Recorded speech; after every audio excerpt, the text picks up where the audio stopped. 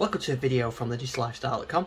This is the Infinix Hot 10S NFC phone that I'm going to be looking at today. It's got a Helio G85 gaming chipset from MediaTek. It's supposed to have a long-lasting battery. It's got NFC, and in the video I'm going to go through some of the specs. I'm going to see what it's like to play some games on it and just see what it's like to use as a phone, and see how good it is.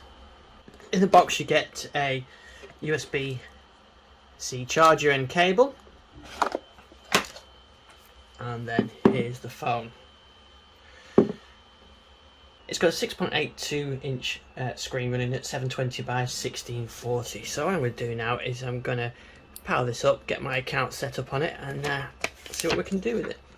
Let's start with seeing how it actually looks and feels. So fingerprint reading here on the back, which I've set up, and also I set up face login with the camera as well. Logged in with my Google Play account, and you've got the option obviously with Google integration of copying everything over and setting everything up based on previous phone. I've just gone with a clean setup and just going to stick a couple of games on here, connect it up to my Wi-Fi.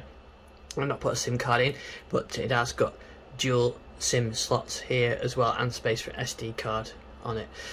Like I said before, the screen is a 6.82 HD plus smooth screen, so it's going great at 90 Hz. Actually, it looks really nice and bright and really nice and colourful as well. So I really like that. I really like the screen on it as well. It feels very nice to hold as well. It's got these nice curved edges on there. It's got a nice premium feel to it, really. So I like the sort of that feel with it. So let's have a look at some of the specs. We've got a 48 megapixel rear camera, and we've got an 8 megapixel front camera. We've both got flashes on them as well. Running Android 11 and a 500 milliamp hour battery capacity. Should give you a nice long battery capacity on there as well. 128 gig of storage and 4 gig of RAM on there, and like a 6.82 inch display on there. And the power is running a Helio G85 processor on there. I really like the look of the screen. It's really nice and clear, and really like a premium feel to it as well. I've enrolled it using the fingerprint sensor, so I've got a rear fingerprint sensor. I quite like the rear fingerprint sensor because you can kind of hold it this way with your, it's naturally where your finger would go on there, so I think that's pretty good. We've got two spots for 2 SIM cards and an SD card on there as well. Headphone port, which is nice to see, and USB on there as well. USB charging. One thing is it's got micro USB, not a USB-C on there. Prefer USB-C, but maybe for budget reason that's why. And the whole thing is running with their own launcher on there, which I quite like actually. It's pretty simple, straightforward. It looks very much like Android 11, which I like.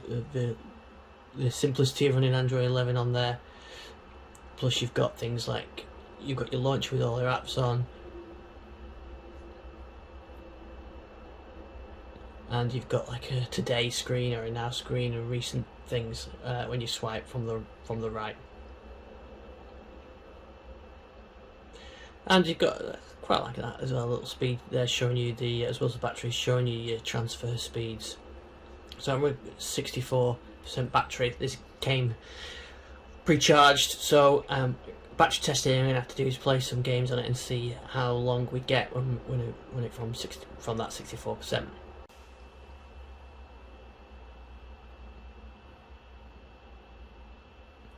So the camera's got a lot of nice features on there. You can do short videos, AI cam, so it picks the best shot. You can manually pick your what kind of document you want on there. What I'll do is I'll take a couple of pictures outside and see what they look like. I just took a quick one in the studio there, and yeah, nice clear shots and a good zoom on there as well. So yeah, I think it's going to be a nice camera, but I'll take some outside shots and then I can talk about that later in the video. So what I'm going to talk about next, let's have a look at some gameplay on here.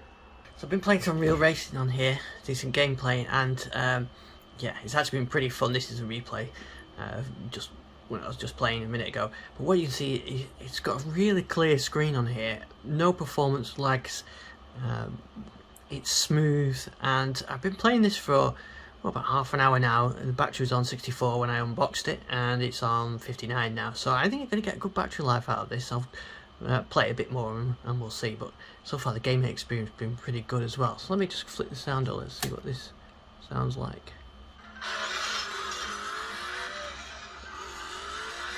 Nice clear sounding.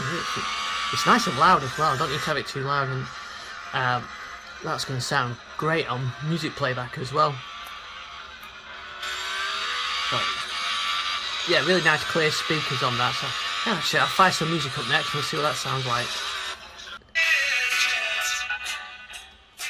Really nice clear sound. I don't want to play too much so I don't get my YouTube video removed. But a nice clear sound. Not too heavy on the bass, but nice and clear. Good top end on there. So yeah, it's great for music as well. So a quick overview of the phone. There's a lot of nice features on here actually. You've got like your day view, and so it shows you RAM and news feeds and recent apps when you swipe across. I like the general UI. You can swipe up for your list of apps, and then there's a kind of smart sort where it automatically puts things into the tools folder, which is pretty good as well. So quite like that. So I've got all the apps installed, my games installed on here. You can scroll down and you can see some of the features we've got. We've got one-handed mode, we've got screencasting, we've got game mode for enhanced gameplay. We can grab screenshots, we can do mobile hotspot and share everything, and yeah, that's all really nice. There's some other stuff as well, some cleaner apps which will go through and get rid of applications that aren't currently in use, so and sort of clean it up. Some power management options as well with different power modes you can use.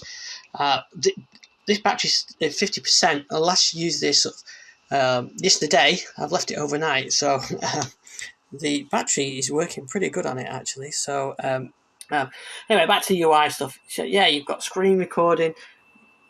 It's very smooth, responsive, going from screen to screen. You've got all the Android apps are installed on there, Google Assistant, and or maps and everything else that you expect, plus their own apps as well, which you've got in there. And there's even FM radio actually, which is pretty good. So you've got you stick your headphones in, it uses that as an aerial, and you can listen to FM radio while you're using your phone, which is a nice feature. So yeah, great for taking photos, and also calls from camera for doing video calls. I'm going to show some video captures that I just did when I was wandering around the garden. That's the first chance I've had to use the phone outside since I picked it up. So I'll perhaps do some more on a future video. You can have a look at those. But yeah, I really do like the. So I'll show you some videos and phone picture examples next.